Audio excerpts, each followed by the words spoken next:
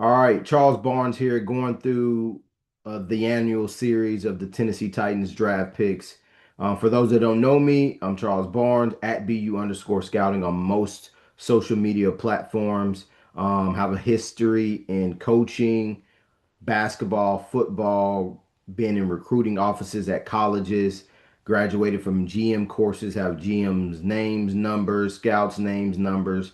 I keep accountability throughout the years of my draft selections um, and my free agent signings. Just love to be accountable, love to grow, keep notes on my growth and stuff like that for over a decade over the years. Obviously, done other things in finance and sales and stuff like that. But with this pick, let's get to the nitty gritty. Titans had the fourth overall selection of the 2026 NFL Draft. And I go live as the Titans are making their selection, or I would just make the selection in real time, another accountability practice. But for this series, we're going to talk about all eight of the Tennessee Titans 2026 draft selections. So, first one, Carnell Tate, my process, right? Watching the tape on Carnell Tate, first thing that I noticed is everything looked easy for him. He's a smooth strider, gets in and out of his routes and stems very smooth. Hands catcher, strong hands, doesn't drop the ball often. He's super multidimensional within the offense. You can move him around. He's reliable. He's a throwback player in the sense that he's a professional wideout. He isn't a niched out receiver to where you can only put him in one place. You can move him everywhere within your offense.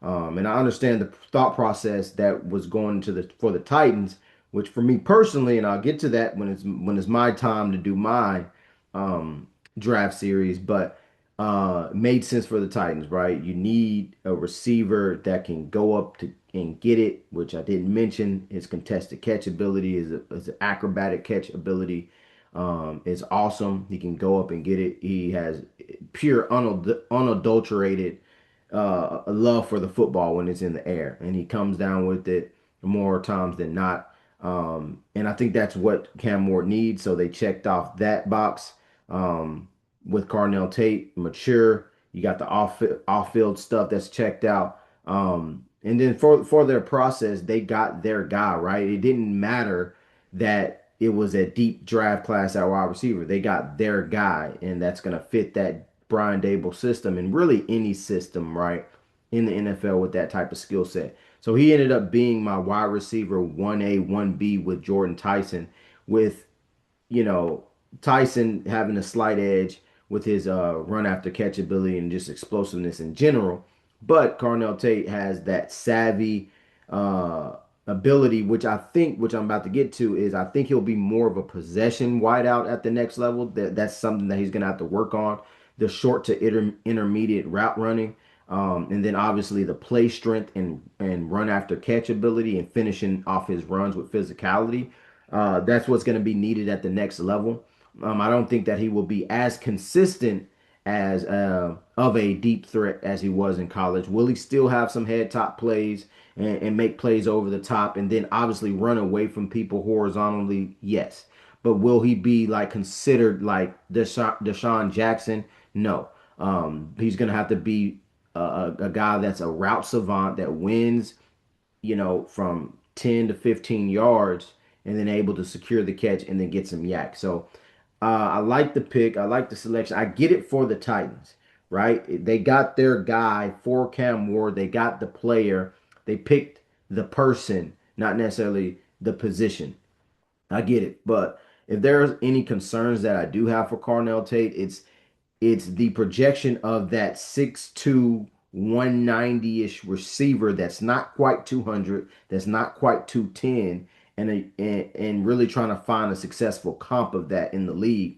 And a lot of times it's relegated to more wide receiver twos than it is high end ones. And I think why that is, it has to be the play strength and it has to be the weight and the ability and durability as well. So another thing is the passion that he plays with, right? I like, wide receivers. I like people in general who have edge to them, right?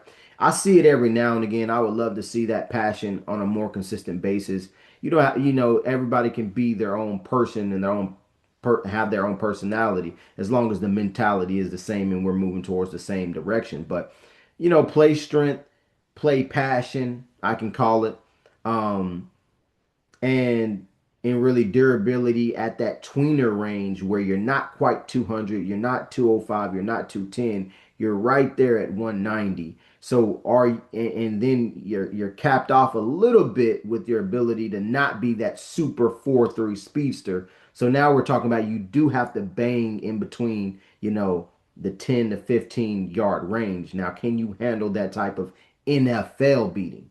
That's really it. And then you could say draft capital for a receiver that's not Julio Jones-esque in a deep wide receiver class, right? You could say that could be a concern of the draft capital that the Titans use to get a receiver in that caliber. But how he fits into the offense, that's a check. The person, that's a check. The skill set, that's a check. Overall, I mean, solid pick for them in the direction that they want to go. Um, and I just think that it should do a lot for Cam's development to have a guy like that he can grow with. Um, hopefully, and then obviously any quarterback that's at that position, like he makes it easy. And it's a pretty solid selection. So I'm not gonna make these videos too long. It is what it is. But that's my thoughts on the player. That's my thoughts on the prospect. And stay tuned for who they selected in the first round. They traded up to select this player at pick 31.